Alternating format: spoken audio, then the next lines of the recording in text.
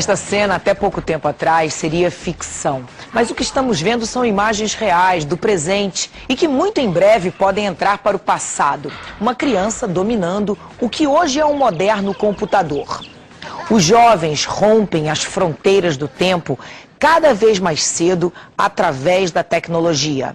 O homem encerrou o século XX com o poder de copiar sua própria fórmula genética, seu DNA, e criou uma rede poderosíssima de comunicação que une o planeta, a internet. Bom, a privacidade acabou.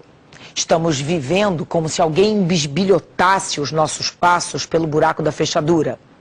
Tudo que você quer, tudo que você precisa, pode estar nessa máquina. E para muita gente, a própria felicidade depende do computador. Computadores que vão deixando para trás o que chamávamos de futuro.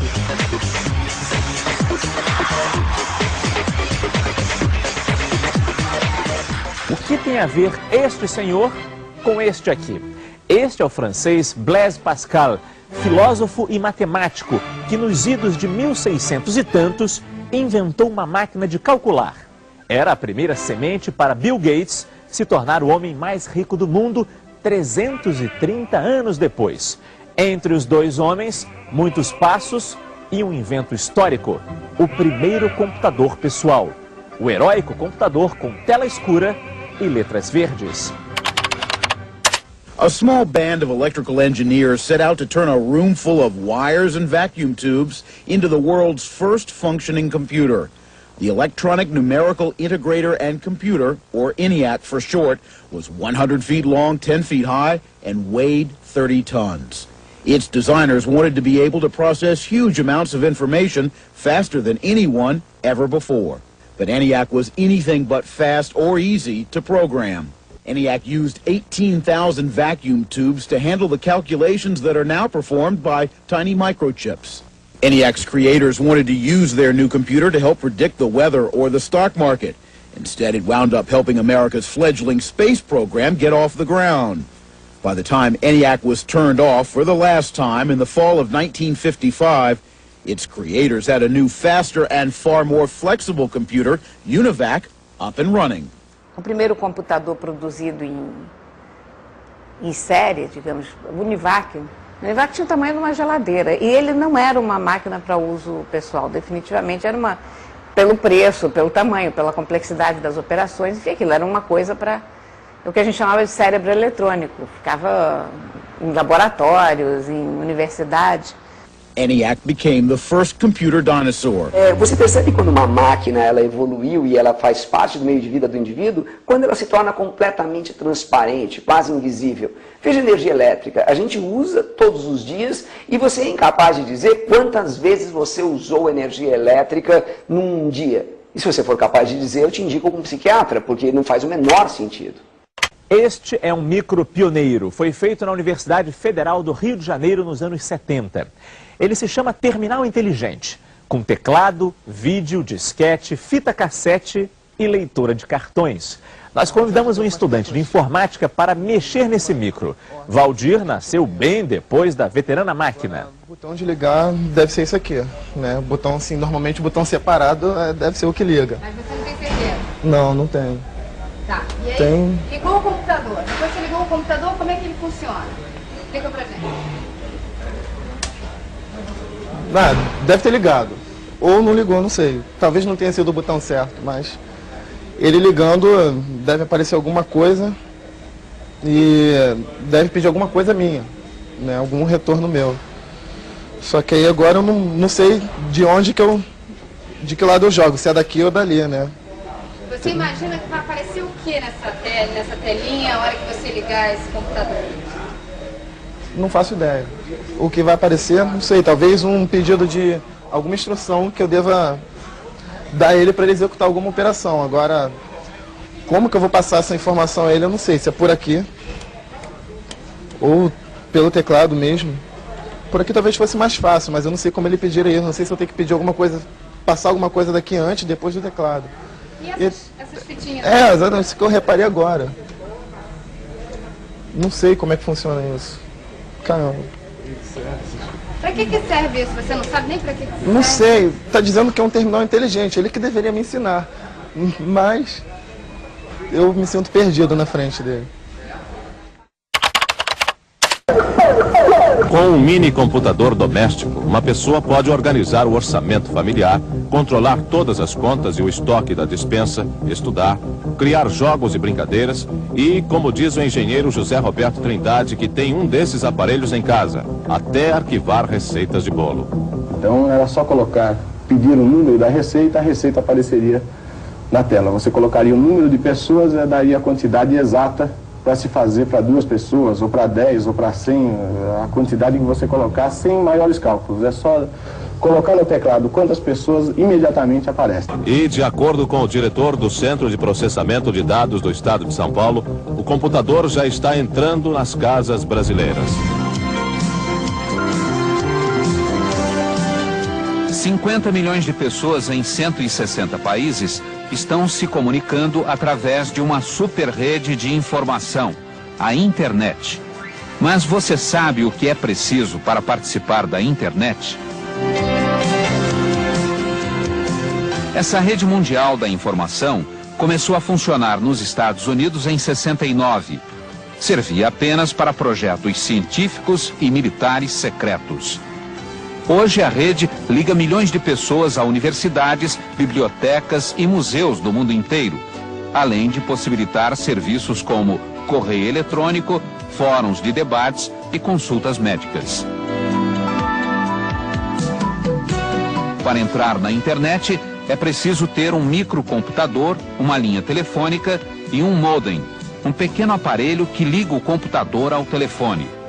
E também comprar uma assinatura de empresas privadas, estatais ou BBS, sistemas de quadros de avisos que funcionam como associações que dão acesso à rede. O preço da ligação é local, mesmo que o usuário se comunique com o outro lado do mundo. A internet tem 30 mil participantes no Brasil. O acesso é pela Rede Nacional de Pesquisa, RNP, ligada às universidades, e o IBASE, o Instituto Brasileiro de Análises Sociais e Econômicas. A partir de maio, a internet no Brasil vai poder ser acessada através da Embratel.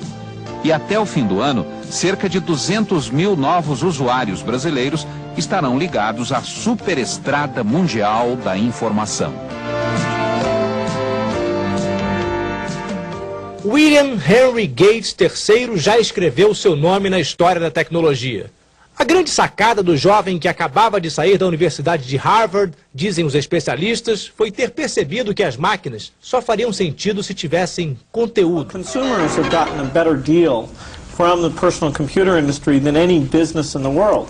The cost of computing has come down by a factor of 1 million in the last 20 years. A personal computer today is quite a bit less expensive than it was, even though it's far more powerful. And the software is constantly getting better. So every other industry should look at the PC industry and see what we've done to be so competitive and so innovative. In fact, the level of investment in software has never been higher. It's really a fantastic thing, which means that things are even going to move faster in the future than they have today. Quando se fala em computadores, a imagem que geralmente vem à cabeça tem clima de ficção científica. Ambientes gelados, com luz artificial e ruídos estranhos, onde máquinas substituem os homens na tarefa de memorizar, calcular, pensar, decidir. Mas a verdade é que esse clima já saiu da ficção e se instalou na realidade. Hoje, a microeletrônica é a segunda maior indústria do mundo, só perde para a do petróleo. E o Brasil ocupa o 8º lugar do mundo nesse campo. De acordo com Otávio Genari Neto, secretário especial de informática, cerca de 4 mil computadores operam no país. E quem vive numa cidade grande mantém contato constante com essas máquinas. A população média de São Paulo teria um contato indireto, nem sempre direto, cerca de 15 a 20 vezes por dia com um computador eletrônico. Esses contatos indiretos podem ser através das contas de luz, água, gás e telefone, todas processadas por computadores. Mesma coisa com as multas de trânsito, os olerites de pagamento, os extratos bancários, os impostos. Até a sorte nos cartões da Loto e da Loteca é controlada por computadores. Quando você compra uma passagem de avião em São Paulo, a funcionária da companhia aérea consulta um terminal, ligado eletronicamente a um computador central que informa números e horários de voos, se tem lugar ou não e garante ou não a reserva. E as cartas que chegam ou saem da cidade passam por uma central de triagem, onde computadores fazem a leitura dos CEPs e distribuem os envelopes para seus destinos.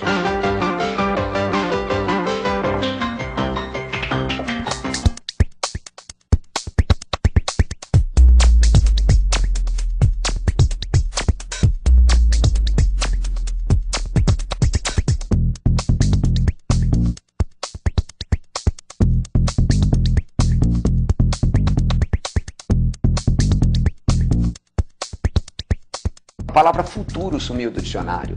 Na década de 70, na década de 80, você falava, no futuro teremos isso, no futuro faremos aquilo. Hoje o futuro não quer dizer nada, porque você está bem no meio dele. Você anda no elevador transparente, você enfia a comida congelada numa caixinha, aperta um botão, ela sai quente dela. Você vive já no futuro.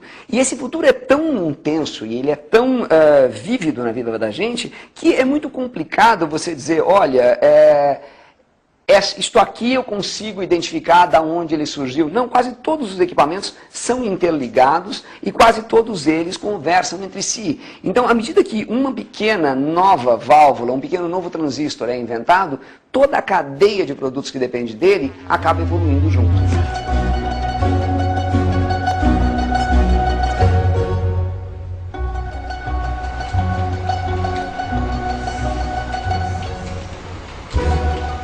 O computador surgiu na minha vida quando a minha máquina de escrever elétrica faleceu.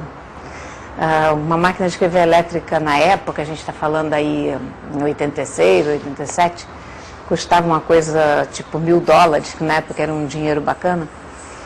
E eu estava meio arrasada, que ia ter que comprar uma máquina de escrever elétrica nova, aquela coisa. E aí um amigo me perguntou por que eu não comprava logo um computador. Eu disse, mas eu vou fazer o que com um computador? Ele disse, bom, você escreve no computador. Você faz tudo que faz com a máquina de escrever e ainda por cima você consegue jogar xadrez com o computador. Aí eu achei ótimo e comprei. Ele, até me lembro do preço, porque o primeiro computador a gente nunca esquece, né?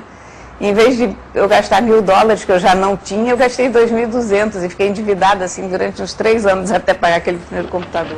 Quando começaram a aparecer os primeiros computadores pessoais, a coisa toda era muito reduzida. Porque o que se precisava fazer com o computador, o que se imaginava que um computador pudesse fazer, era uma coisa pequena.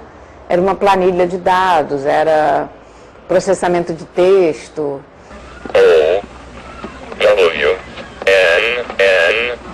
Era eventualmente CAD. O CAD é o Computer Aided Design, que os arquitetos usam muito, os engenheiros usam também até hoje.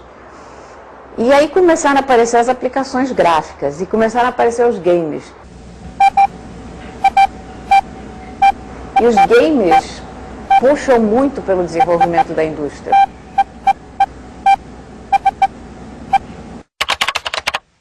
Os microcomputadores podem também ser uma forma de distrair as crianças, mesmo os adultos, já que são programáveis para realizar jogos e brincadeiras. Os preços variam de 100 mil a 6 milhões de cruzeiros. Há uma grande curiosidade por este terminal que a Telesp trouxe para a exposição. Em São Paulo, 1000 terminais de consulta como este já estão instalados. O usuário aluga os serviços de 30 fornecedores e pode receber por linha telefônica notícias de 2 jornais diários, prognósticos esportivos e até saber do horóscopo chinês. 1986 e mais novidades. Cores, 256 cores numa paleta de 4.096 cores. Vários níveis de cinza, as 3 dimensões na telinha. E lá estavam as impressoras, brindando o nosso nacionalismo.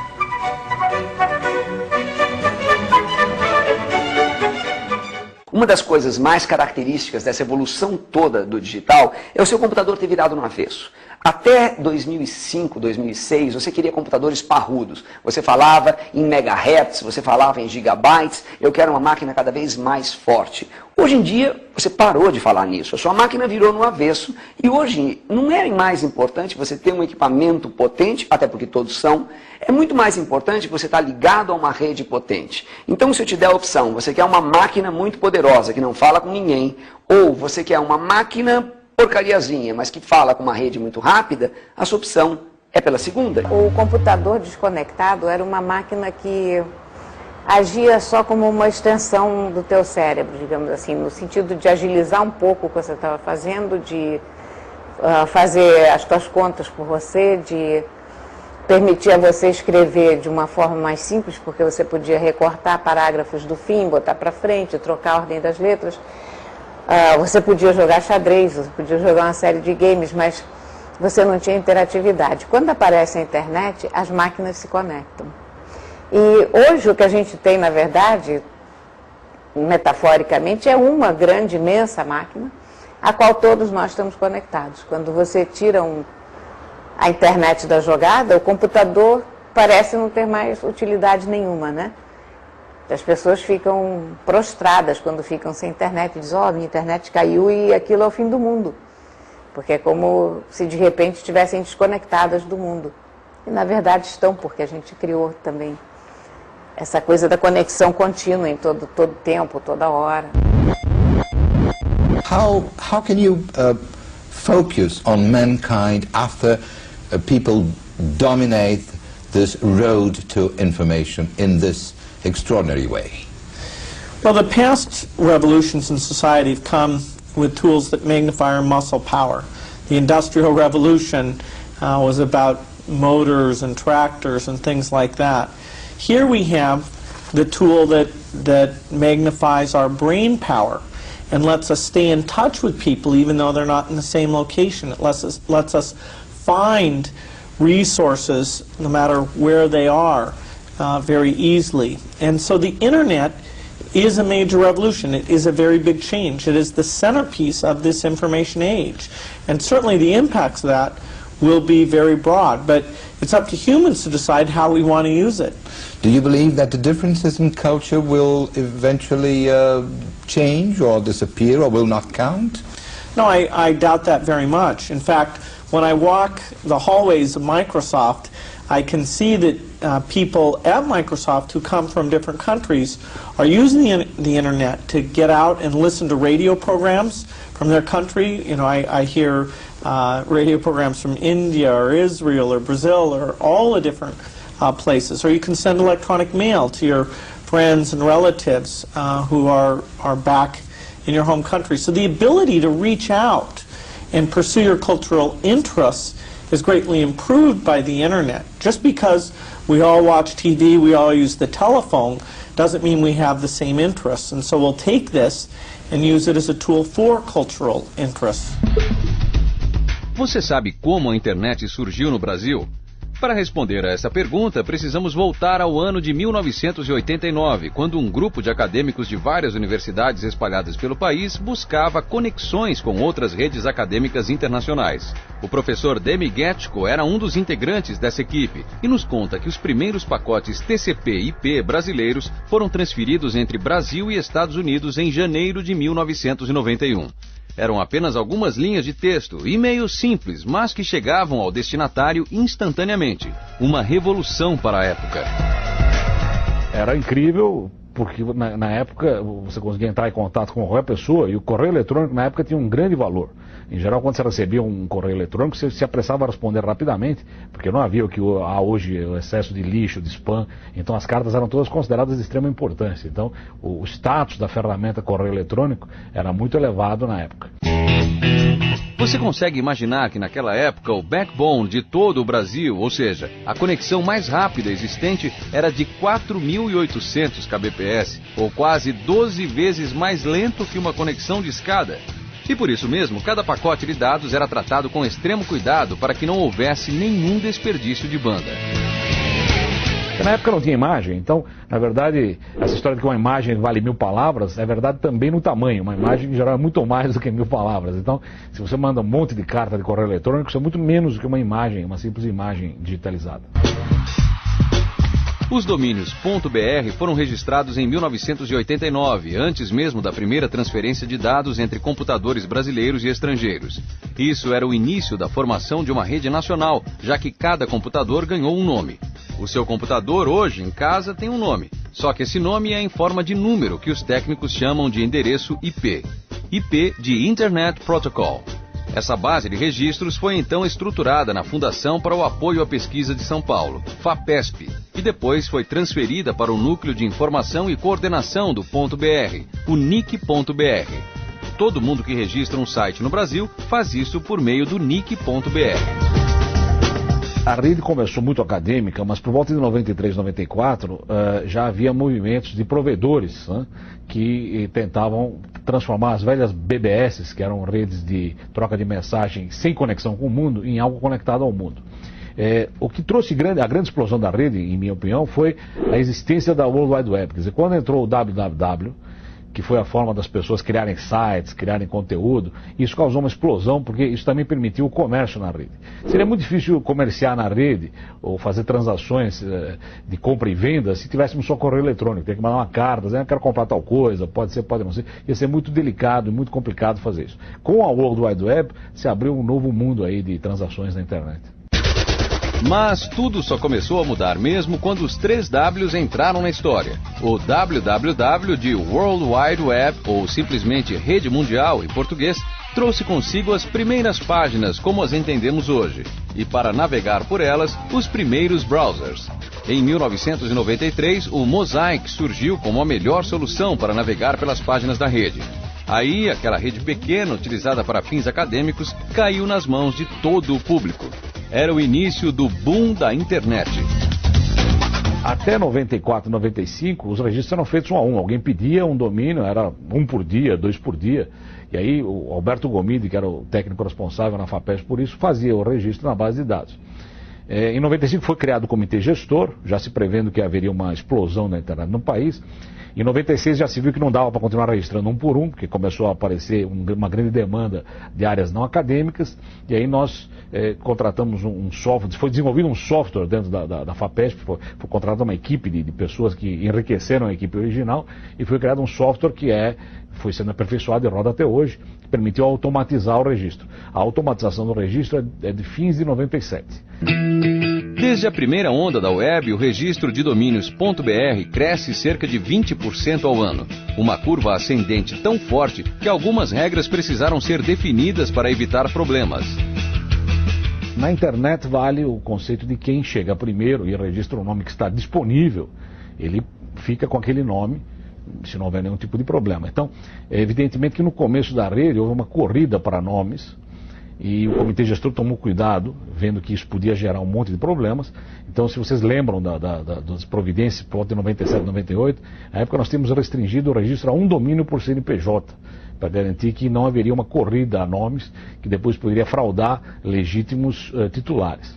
Isso foi mantido até 99, quando abrimos para 10 registros por CNPJ, e hoje nós abrimos sem limite, porque a gente acha que quem não acordou até agora para a rede, já é um pouco tarde para chamar a atenção dele. Realmente difícil encontrar alguém que ainda não tenha acordado para a internet. A rede está promovendo mudanças em todo o planeta, aproximando pessoas, facilitando a vida de todos nós. E se tudo isso aconteceu em menos de 20 anos, fica até difícil imaginar o que ainda vem por aí. A internet, na verdade, hoje em dia principalmente, ela se tornou uma gigantesca cidade pequena.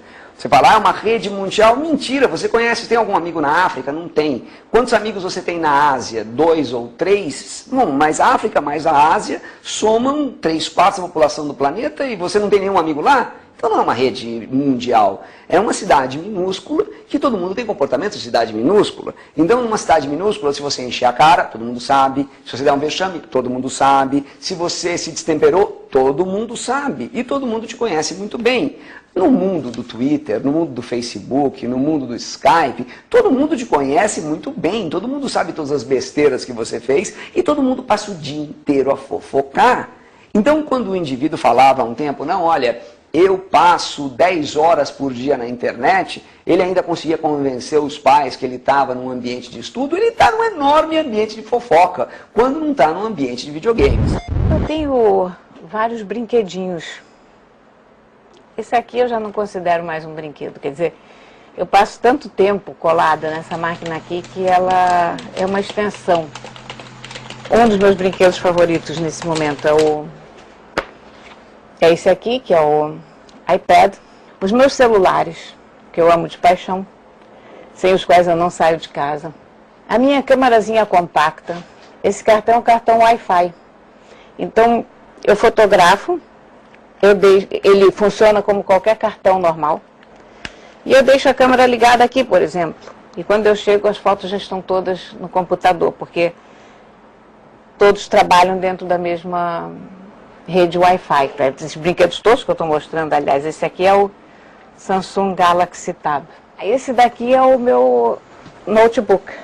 Ele é um MacBook Air de 11 polegadas, delicioso de usar. E como vocês veem, o tamanho dele é uma coisa deliciosa, né? Hollywood produziu muitos filmes de ficção científica, mas poucos se igualaram às peripécias da família Jetson. O desenho animado dos anos 60, 70 arriscava previsões no mínimo engraçadas para o século XXI. Era um futuro mais ingênuo, mas que acertou em cheio quando aliou o homem às máquinas. Roy, quantas vezes eu já lhe disse que não usasse suas botas espaciais em casa? Um rapazinho com sapatos poderosos capazes de andar no teto.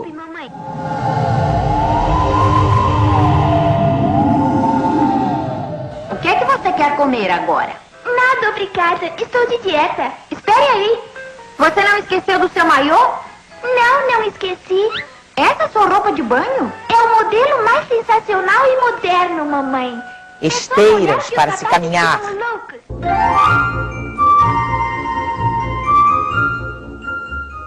Não sei, esse botão dos ovos está sempre falhando. Máquinas que fazem comidas instantâneas. Eu apertei ovo cozido e veio um frango assado.